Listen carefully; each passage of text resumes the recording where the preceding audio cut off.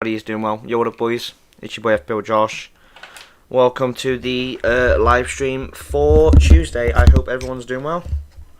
Today we're pretty much just going to go over our current thoughts for Gameweek 27 and what our Wildcard draft is currently looking like.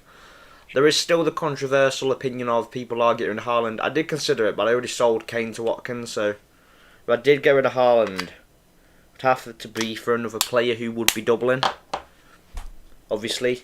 And obviously doesn't blank 28 for them me to bring Haaland back 29.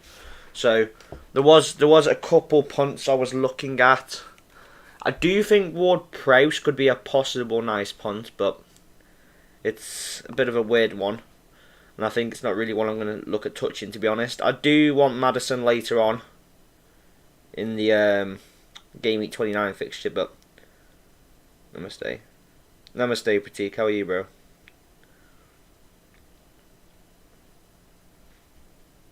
How are you, bro?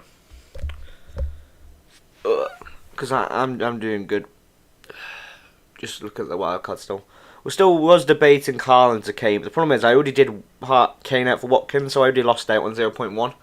So I don't know if there's really much need, to be honest, to lose another 0.3 from getting rid of Haaland. I do think Kane is better with those two fixtures, but it's just a case of, do you want to risk having Haaland as such high ownership as well? It's a really sticky call I'm in at the moment. This is probably what my team will look like. I'll show you how my team actually rotates through the weeks. So if I pull up, yeah, there we go. So obviously this week Ray will play for the double. 29 Ward plays.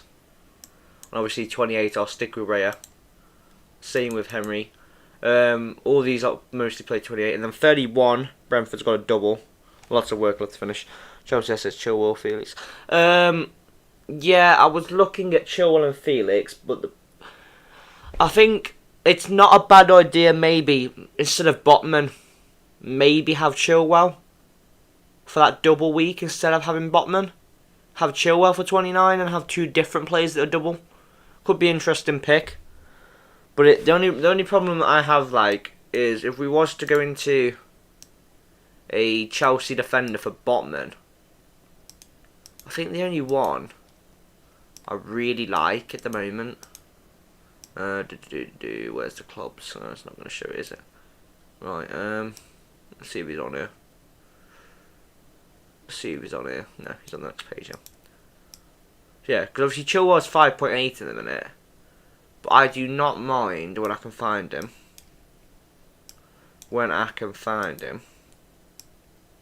First, I don't mind doubling up on. There you go, Chalobah. I don't mind having Chalobah. I don't mind having Badia Charlie either, man. Badia Charlie's a great pick. Where's Badia Charlie at? There. And Badia Charlie's 5 mil.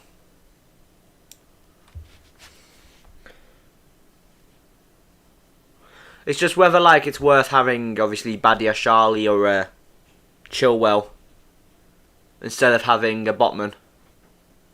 Obviously, a Southampton player like Ward-Prowse this week is a good punt. I would not be touching really any Southampton defenders. I do not like Southampton defenders, really. Do you remember, boys, with Brighton, it is worth the triple up, and I'll say it now. They double 27, double 29. They're pretty much guaranteed to double 34, and there's a possibility they double 31 as well. So essentially, over the next 8 weeks, was it 27? So 1, 2, 3, 4, 5, 6, 7 weeks, sorry. They double 4 times. Essentially, they could double 4 times, with 3 of them, I think, guaranteed. So, triple Brighton, I'd say, is necessary. Triple Brentford, I'm going with, I think you can get away with having 2 Brentford, maybe just a defender and a Tony. You don't need the double up. But I think for me, the double up is necessary for this week, just to target the week, as well as in the future. And Ward gives cover up for Raya. So I don't see really a lot wrong with that. Yeah, I mean I've got essentially 7.4 in the bank there. So I had, what, 2.9 at Botman. So I've essentially got more than enough to go into Chilwell and leave like 1.6. But it's just, it's a tough one. I think the problem with Chilwell is, for me, it's just how injury prone he is. I think, like, if he was to come back and start playing really good again, then he's not a bad pick at 2.2% ownership. It's just that the only problem I really have with the Chilwell thing is he going to be injury prone? Is he not going to play? You know what I mean? Obviously, I love the fixtures, Leicester, Everton, Villa and Liverpool. I don't mind those fixtures one bit, to be honest with you. It's just the only problem with the double is I've got Watkins, so he'll be going against Watkins. And I have Salah. So essentially I've got Salah against him, Watkins against him. I've got Mings in my team as well. So is there really any need for me to go for a Chelsea wing-back? I suppose they're not bad for the Leicester and Everton game. If he picks up assists or a clean sheet versus Villa and Villa score in the, let's say, the next game, and obviously they play quite good versus Bournemouth. I think it's Bournemouth. No, it's not Bournemouth. Who have they got?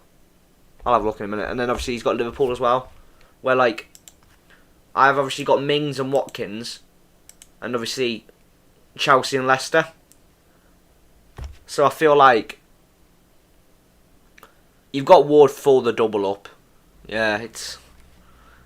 I don't know. I'm not very keen on Chelsea's double. I'm not. The way I see it, I look at teams that I think will get at least one clean sheet in those two games, and I feel like West Ham and Man United, there's a clean sheet at West Ham. And, you know, as much as I love my home team, there's a possibility it could be a 0-0 draw, to be honest with you, that game.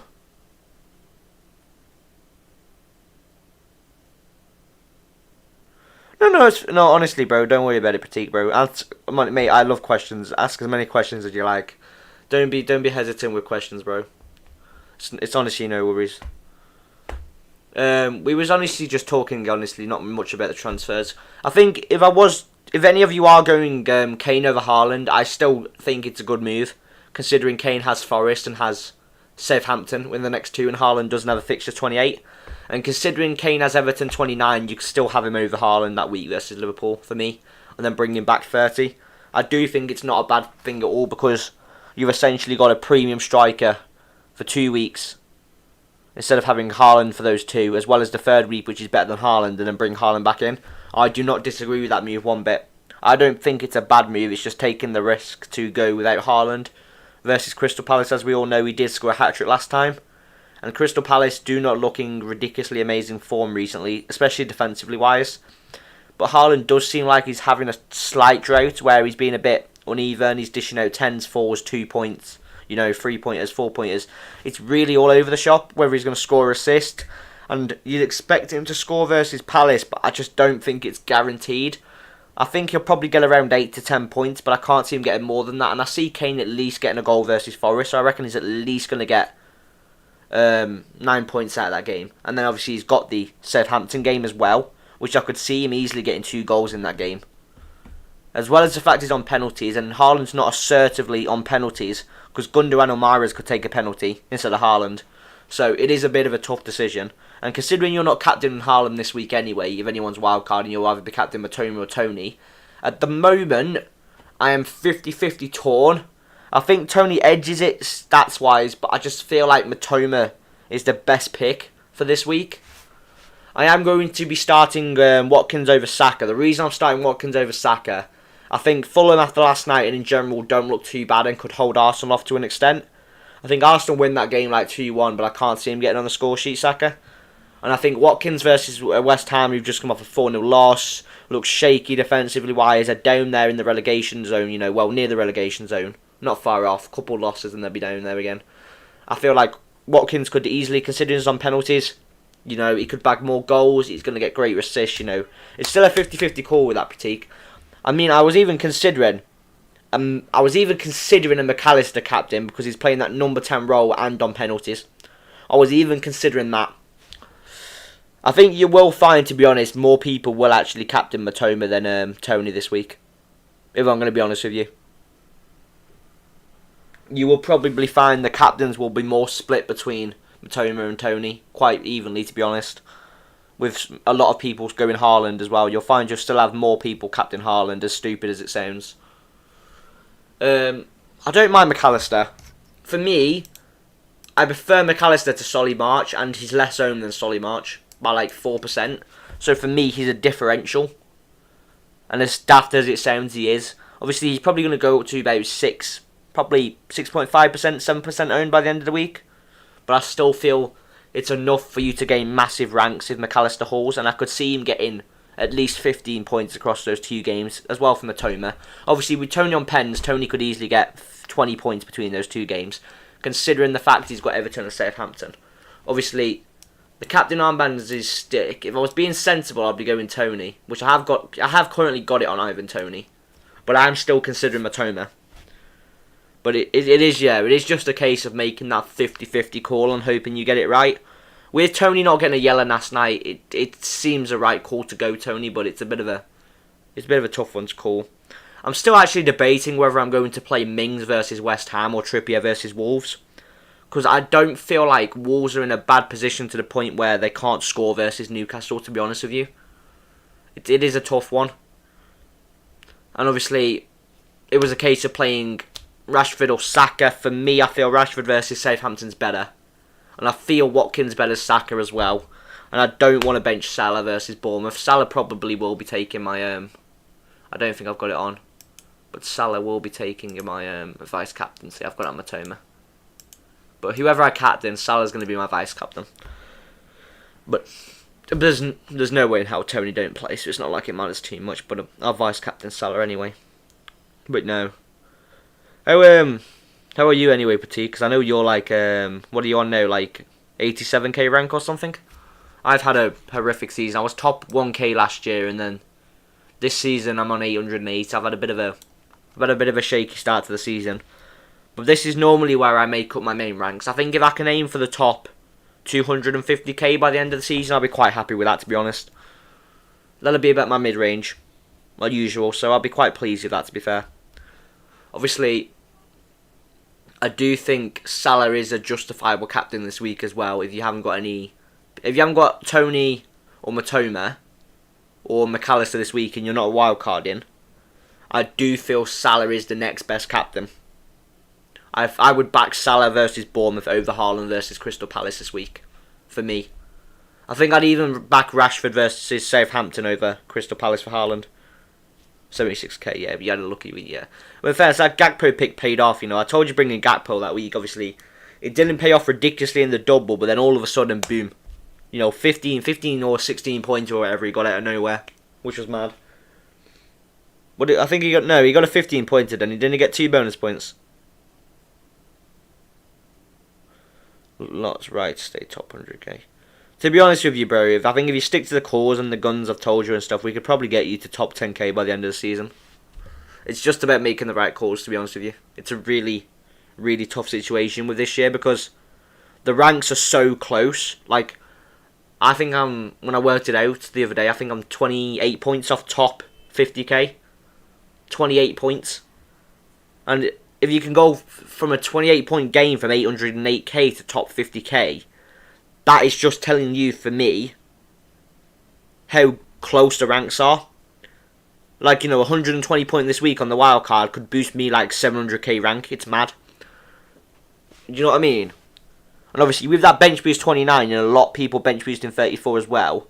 And I don't think, because a lot of people wildcarded 26, like 384k. And a load of people have wildcarded before, so less were wildcard this week. But I think anyone who wildcarded last week messed up bigly, because most of them were getting rid of your Trent, your Arnold, your Darwins, your Salahs. That's backfired. You know, Matoma's kind of kept them and McAllister alive a little bit. But the fact they wildcarded last week and we've been able to wildcard this week into knowing all the injuries, knowing whether people are yellowed, knowing whether people are blanked, having that 21 pointer for Salah to know to keep him, and everything else, I feel we've had all the better information, and I don't regret one bit not wildcarding last week and wildcarding this week. I don't regret it one bit, because I think this week is the best wildcard for this season. I would not be wildcarding any other games. Yep, it was a game changer, and to be honest with you, my plan was to save it for 29, But then I looked at it and I thought, you know what, if I can get all these doubles now 27, and considering Brentford double 29, 34, and possibly 31 as well, it just seemed a no-brainer to triple up on them.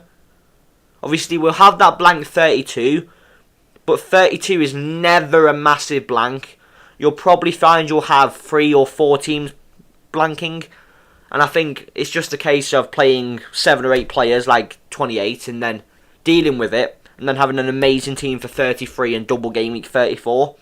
I think that's really the way of looking at it. Obviously, with Wildcard, it handled the blank with like 8 players and still had an amazing set of players for 29 with like 12, 13 players doubling.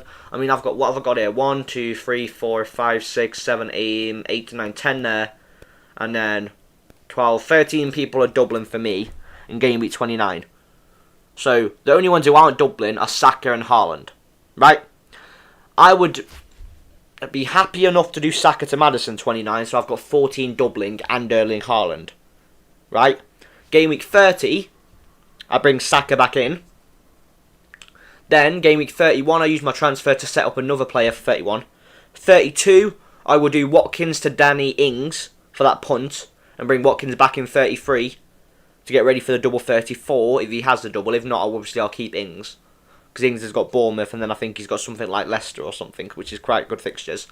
And then 34, I've got to probably bring in another City player for Salah, probably De Bruyne, since City should double 34, and I don't think Liverpool will double 34. So the team is looking pretty good, to be honest with you, and is pretty much just set up.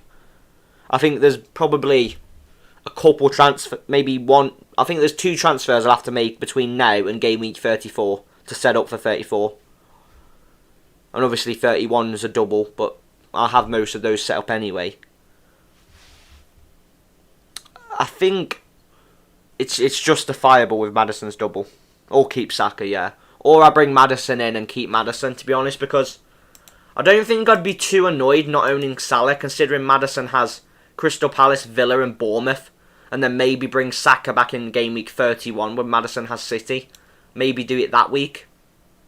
But to be honest with you, I wouldn't even mind keeping him, to be fairness, with these fixtures: Fulham, Everton, Leeds, Wolves, Bournemouth, Villa, Crystal Palace. The only bad one's City. And to be honest, with Watkins and Ings, he's benchable as well, so I don't think it's necessary I keep Saka. I mean, it could also be a case of getting rid of Rashford to Saka at one point as well after his double. I don't consider having Maddison over Saka a bad pick, to be fair. I just think I'd want Saka for next week in 28. Obviously, I won't play him this week, but I would like him for 28. Just for the sole reason of he's got Crystal Palace, I think. Yeah, Crystal Palace, so I'm going to want him versus Crystal Palace. I don't think he's going to be that much effective versus Leeds, which is why I'm backing Maddison, to be honest. I do think Maddison versus Crystal Palace and Leeds, I think it's got... Yeah, no, Crystal Palace and Villa. And then Bournemouth. It just seems like a no-brainer to me. It doesn't seem stupid to bring in Maddison for that week. Ward I like as well on the bench boost. Obviously, I was going to triple up on Villa, but I don't feel there's any need. I do like the looks of Matty Cash as well for Villa. Obviously, West Ham, Bournemouth, Chelsea, Leicester. I'm going to be straight up honest with you. I'm not expecting a guaranteed clean sheet, but I would like it if Villa managed to keep a clean sheet versus Chelsea. If Villa managed to keep a clean sheet versus Chelsea, I'll be buzzing. And considering Mings has Nottingham Forest game week 30, you know, he's benchable 31 for the Newcastle double up. He's benchable 32 again for the Newcastle double up. I can play him 33. I can probably have him gone by 34 for that week, considering I'll probably go for a West Ham defender, considering West Ham double for him, as well as having Ings for 34, because Ings doubles. Hence why I brought Ings in 31 for Bournemouth, had him for the 34 double and a couple fixtures, then get rid of him, and then I'll have a great team set up for the whole rest of the season, for the last games. I've got my team set up now to the point where I don't really need to worry about anything. It's just really going to be the case of, am I going to get injuries? Am I going to get players who are going to get sent off? Am I going to get yellow card bans for Tony? You know, I'm still thinking of all these problems in my head. Obviously, if it comes to game week 29 and Tony can't play, then I'll scratch the Maddison transfer and have to bring in Mbumo for Tony. Or bring Tony out for the likes of Danny Ings or something. I'm going to have to kind of try and work around it. Or bring Kane back in. But the only problem is Kane will be a pain in the arse to get back in because I haven't got one other money too, so it is a bit of a pain in the arse, to be unfair. I do think this week, though, I think Brentford keep a clean sheet versus Southampton minimum bonus points for these two, at least two. I think they should get a clean sheet versus Everton. Trippier or Mings I'm probably going to play, but I think both of them, for fairness, are achievable with a clean sheet. I think a Stupinan gets a clean sheet, bonus points and assist, and probably not a clean sheet one of the games. Salah to get 2 goals. Yeah, I think that's pretty reasonable. We get like 15 pointer. I reckon Matoma gets 3 returns. McAllister gets 2 returns. Rashford gets a return. Haaland gets 1 return. I think I'd back Watkins to get 2 returns versus West Ham. And I think I'd back Tony to get 4 returns. With Matoma 3. So like I said, the 3 and 4 is my predictions, but they are quite even, obviously, depending on the bonus points, and obviously Matoma's goals are worth more. But I'm predicting, I think, at least a 120 point week. Is my prediction for next week. Obviously, assuming everything goes the way I want it to go. And obviously, bench boost, game week 29, I mean, you could consider it being a simple solution of your guaranteed 70 points with a high of 150 to 180 points. But your minimum will be 70 points just because they're all guaranteed like 4 or whatever. And then you'll have the clean sheets, and with the Haaland, with the captaincy on Salah probably is who I'll captain that week, or Rashford. And obviously you've got the double ups everywhere else, and the goals, and you're probably talking 120 point floor. So I do feel this wildcard is probably the most likely decision I'll be sticking with. I can't really see me changing it, to be fair. It is just a 50-50 call of having Kane or Haaland now. Keeping Haaland for Crystal Palace, or having Kane for Forest and Southampton, yeah. But I do feel Kane could punish Southampton. That is my only problem. Obviously, if I had a transfer next week, I would have had Ward-Prowse in this week for Saka and played him over Watkins, and then just bought Saka back in next week. Sorry, not Saka, sorry, Maddison in next week for Ward-Prowse. But obviously, because I don't get a free transfer next week, sorry, it's a pain in the arse to do it. Or I'll have to keep Maddison. I'll have to keep Ward-Prowse on the bench 28 and get him out 29 to Maddison. But then, yeah, it's one of those where I'd probably just have to play him 28. But is it worth taking the risk on him just to have another double instead of Saka? And is he going to outscore Watkins, you know? Is he going to miss penalties? Is he going to be on free kicks? They're going to be good. You know, is he going to score some goals? It's really, really tough decisions this week. I think this is the toughest week I've had to really think about this whole year. Because you've really got to put some deep thought into it. Because this is pretty much setting your team up now for the whole season, is the way I see it. So you've got to think, okay, is this week going to work? You know, can they get injured? What's the yellow cards like? How much money we have to do this later on down the line when you want to get this person in or that person in or that person out? Do you know what I mean? It really is tough decisions. I do think Mings is justifiable. It wasn't a bad shout, to be fair, in his critique, so I don't mind Mings. I don't feel like I said, any Southampton players are worth it. I don't think I'd be touching any Southampton players, to be honest with you. Apart from Ward-Prowse, but that's the only reason I'd touch Ward-Prowse is if you're taking a 1 week punt on him this week and can get him out next week. That is the only reason I would touch Ward-Prowse. That is the only reason. I don't know if it's worth having Matty Cash instead of Mings. Just for the sole reason of Matty Cash is a wing back, isn't he? So Matty Cash's attacking threat, he's slightly more than Mings. It's just whether Matty Cash would be better. Is it going to let me... yeah, Cash. Let's search Cash. I don't know how much Cash is. See, there's not a lot of difference in it. Mings is 4.3, Cash is 4.6. So, I don't know. It could be a decent thing going for Cash. Just considering the fact of he's solo owned. And obviously, that happened because he was injured. But then obviously he's gone 90, 90, 90. An assist. You know, I don't know. He doesn't look bad. I don't mind Cash, you know. I actually don't think that's a bad pick for that double week. Because if you're thinking about it, if he's playing the wing back role, he's got a lot of chances of getting assists.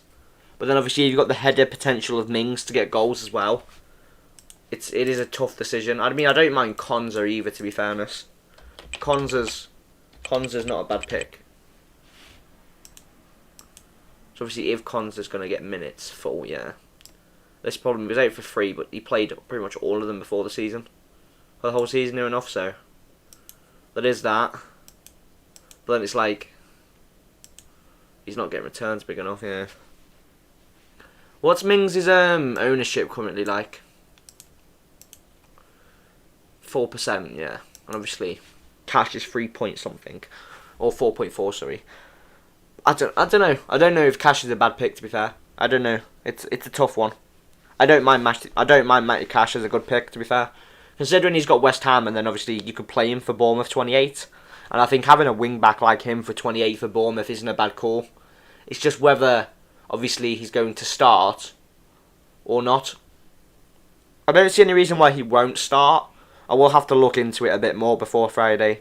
I do think Mings is probably the one, though, I'll be going on for now. Yeah, I think Mings is probably the one I'll be picking. I'm just quite happy Salah saved my week last week. Yeah, no, this has been a tough decision, to be fair. This is probably what we're sat at.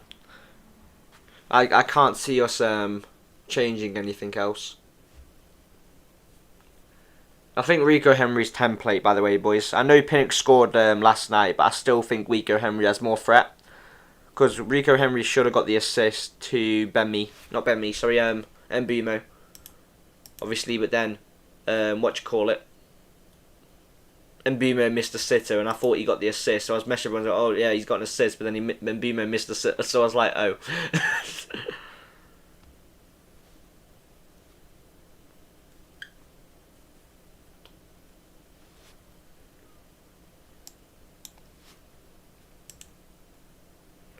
Yeah, no, it weren't a great thing. It is mad though.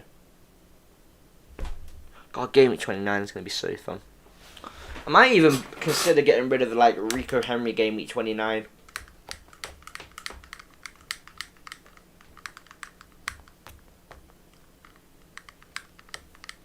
Or having another Brentford defender instead of Botman.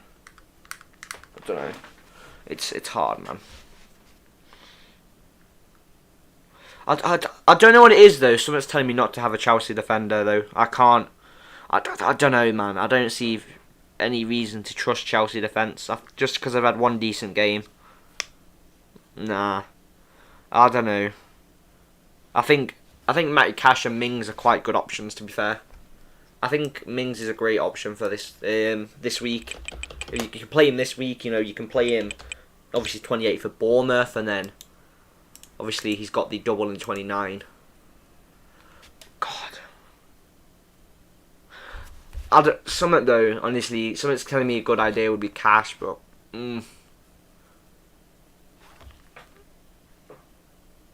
he has been on the low though for the expected goals and expected assists. But he's got to be playing better, because if you look at it, in the last 3 games he's had 2 assists. So it does seem like Matty Cash is playing better, considering he's had 2 assists. Obviously, he's had 2 clean sheets in the last 3 as well. So he conceded 4 to Arsenal, coming away with 3 because the assists. What's his bonus points looking like? Bonus points 3, 0, 0, 0, 0. Yeah, so obviously he played better that game for bonus points. But then, you look at Mings' bonus points. He had 9. Yeah. It's not really a lot, but he has got more potential.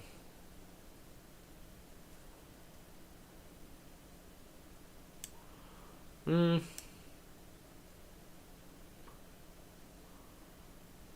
wouldn't put it past him to get a goal, to be fair. I would not put it past Mings to get a goal. I don't know, Matty Cash just seems more attacking.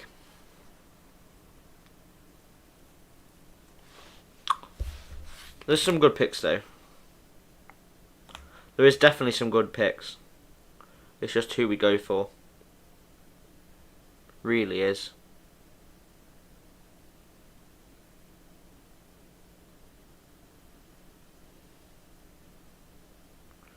Yeah, no, that's mad. I mean, do you know who's another good pick? Is Moreno. If he plays.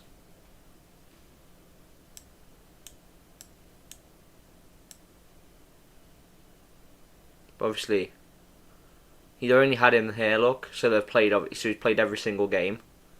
So I'd say his minutes are quite good. And he's solo owned.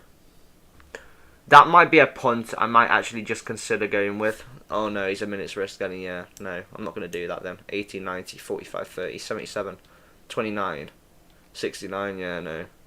Thinking about it, he's a minute's risk. It's a shame, to be honest, because Alex Moreno is a great player as well. I was trying to think, oh, that could be a good pick, but then I was looking at it thinking, oh no. I feel sorry for I bet your billing was solo owned. I bet your billing was solo owned. Oh, it's not showing him. Why is it not showing billing, bro? I'm on defenders, that's why. I need to go to midfielders.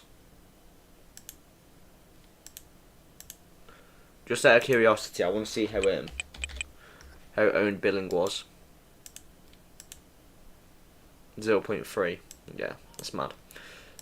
Whoever had him, fair play. Yeah, no. Yeah, no, I looked at Alex Moreno. I didn't know if he was going to be nailed, but then I looked at his minutes, I was like, oh no. He would be a good pick otherwise, though. If he was nailed, he would be my pick. But no, yeah. I don't know. I don't know if I fancy Cash. I think Cash might be a good pick.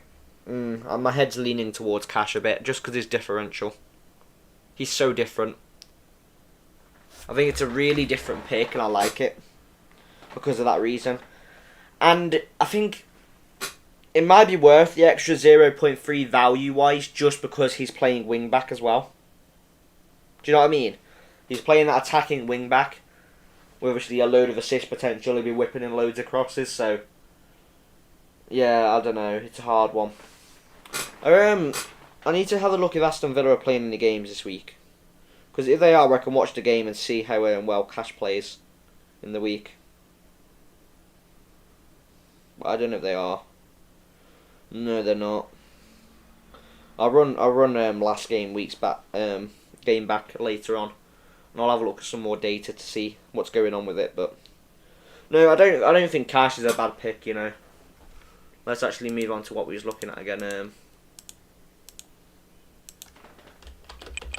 All in all, though, I don't see a lot of difference between him and Mings. I just think the upside for Cash could be better.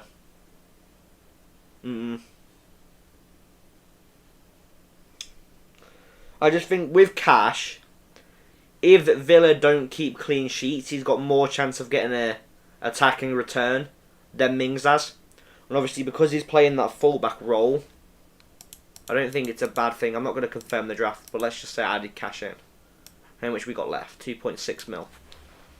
It is generally still between Cash or Mings. Honestly, I really like Cash as a pick. I'd love to hear what you boys think of this, though, to be fair. But I do like Cash as a pick, guys. Obviously, Watkins' underlying numbers are quite well. But yeah, no. Yeah, but is this 0.3 going to make you a lot more points? As in, is Cash going to go and get a, you know what I mean, assist versus Bournemouth, an assist versus, Chelsea, an assist versus Leicester, you know what I mean? Or is he going to go and get a goal or something, you know what I mean? It's hard, man, it's really hard. I might even consider doubling up on Aston Villa defence and not having Botman. And have a double Aston Villa defence.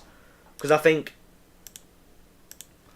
these have got Man U, West Ham, and us, right? Where Cash and Mings have Bournemouth 28. I'd love to target that fixture. Then Chelsea and Leicester. Then Nottingham Forest. Where Newcastle have got Brentford. Then Villa. That's the only bad thing. So it's like, do I have, obviously, Mings and make a massive commitment and decide to double up on Villa? But, man, that could be a very big thing though if I did that. I just think, considering they've got Bournemouth, yeah, and then maybe go Cash to a Chelsea defender 29 instead of bringing Maddison in. Maybe that could be an option. Oh man, I'm killing myself here, bro. It's annoying.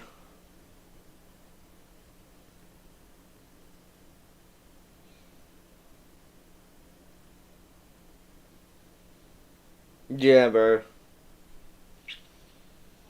It's just so risky though. It's really annoying to the point where, like, these fixtures, I love all these fixtures, but then it's like Newcastle, Brentford, Fulham, Man United, Wolves. You know, I can happily hold Watkins for those, but then you look at Trippier, and I just think Spurs, Everton, Southampton. You know, I think they could possibly get something versus clean sheet Everton, clean sheet Southampton. You know, they probably won't get one versus Spurs, but I've got those transfers to probably bring those 8 by then. So I think I probably could take the risk, but I'd have to hold one of them. And I think maybe I have Cash, keep him for the double up 29, or get Rico Henry out 29 for Chilwell, as Chilwell's got a better fixture than Rico Henry. And I think Chelsea have better fixtures long term as well. So that could be a good pick. And that means not having the pain in the arse of having loads and loads of these Brentfords. Yeah, but it's like saying the same thing as having 2 Newcastle defenders, you know. Is pretty much just as similar. And if you think about it, I know Newcastle have, obviously, Nottingham Forest, but then they've got Man U, West Ham. But then you look at, and then Brentford. But then you look at Villa, they've got Nottingham Forest here, Leicester, Chelsea here, Bournemouth here. Do you know what I mean? It just looks more appealing to the head. It just looks like something that's different and can really pay off compared to having Botman. I think it's the same as having double Newcastle, you know. You take the risk. Obviously, I'm tripling up on Villa assets here, though. Obviously, Watkins I don't mind having anyway. I don't think it's a bad pick. Or Cash becomes a Chelsea defender, but it is quite hard, obviously. I think for now, because I'm not going to lose any money anyway, I'm going to make that transfer from Botman, as in I'm not going to cost any cash whatsoever. Just for now.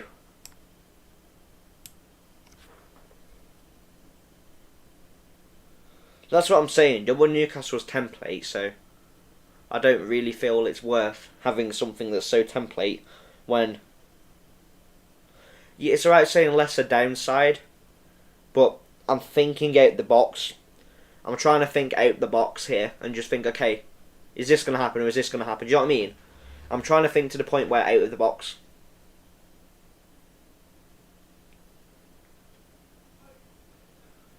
Because obviously, with the bench boost 29, these are all going to play. Anyway. So, I feel, I don't know, it seems worth it. But obviously you're going triple Aston Villa, triple Brighton, triple Brentford. Do you know what I mean? But I feel it could pay off. I mean, like I've just said, I like Cash for 28, so I could have Cash and Mings 28 and just bring a Chelsea defender in 29. I looked at Castagna, I don't like the double up on Leicester defence. I think Ward is enough for me on that bench boost. I think I'm fine with having Ward versus Crystal Palace and Villa, then Bournemouth. I think I'm quite fine with that. I think I don't really need anyone else. I think I'm okay with that to the extent of it's playable.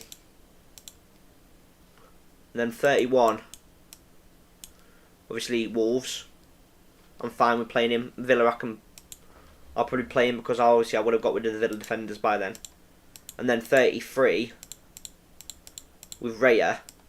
I switch back to him for Leeds. I'm probably playing versus Everton and Fulham, considering Raya's obviously got. Let's get him back up again. 34, 35, yeah. So I'll play away again West Ham. If my plan, if I ship Salah out, will be Salah to Kevin De Bruyne, game week 34 if Man City double, which there is a possibility Liverpool double too. So I don't really think there's really a time I probably will ship Salah out, to be honest with you. I think it might even be a case of keeping him, to be fairness, because I don't mind playing him here. I really don't mind playing him versus Arsenal. I'll definitely play him Leeds, Forest, West Ham. I do not mind playing him versus Spurs. I'll happily play versus Brentford. Leicester, Villa, Southampton and Fulham.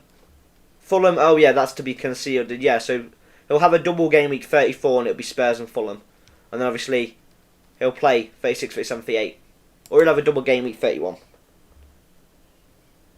That's what I'm saying. I think I'll probably just keep Salah, to be honest, till the end of the season. I think it's probably one of those things where I'll just keep him as long as he don't get injured.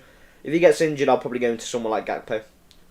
For me, I like to keep Salah. I don't think there's any reason to get rid of Salah. I think it's like De Bruyne, you know, it's 50-50 call. When he starts not pulling his weight, then maybe he'll go down to an 8 mil midfielder who could benefit my team more. But I think for me, we'll just have to see how he plays within the next 4 weeks. See what his points are, see if he's picking up more form, and then we'll kind of think of it from there. I think it's not really something I need to worry about for now. For me, just as I'm prepared with Salah, to be honest with you. But no, I don't mind with Salah, to be fair. It's not really one I plan to ship out. Cash and Mings will be so easy to get out down the long run. And obviously West Ham double 34. So obviously I would definitely be getting rid of Tony. Game week 34 for 31. I'll be getting rid of Tony 31 probably for Danny Ings for Bournemouth. And then just keep him for the other two that he's got. And then play him 34 for that double game week for West Ham. And then I'll probably just end up either keeping Danny Ings or shipping him back out to Kane at some point. And that would probably be when I get rid of Salah, if I got rid of Salah. But that probably wouldn't be till 36 if I even decided to get rid of Salah. And to be honest, I don't even think I'll consider it, considering how good his fixtures are from 35 onwards. As well as the doubles coming up as well. Right, a nice stream today, boys. I do think we are going to leave it there. We will be going in the next 2 minutes though, so if anyone, we're going to leave in the next 2 minutes. So if anyone can get your questions in now, I will quickly do a fast-paced question one within the next 2 minutes before I go.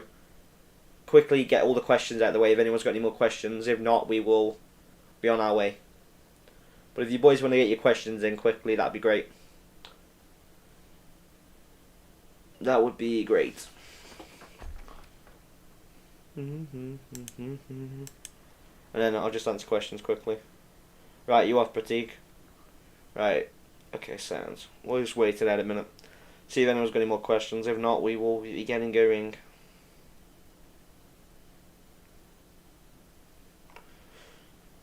Oh, yeah. Right, seems not right. I will see you boys tomorrow at around 5:30 UK time. Same with, no, not 5:30 UK time, sorry. There. About 6 o'clock UK time. And same for Thursday and Friday. We will not be on a stream until at least I'd say 5:30.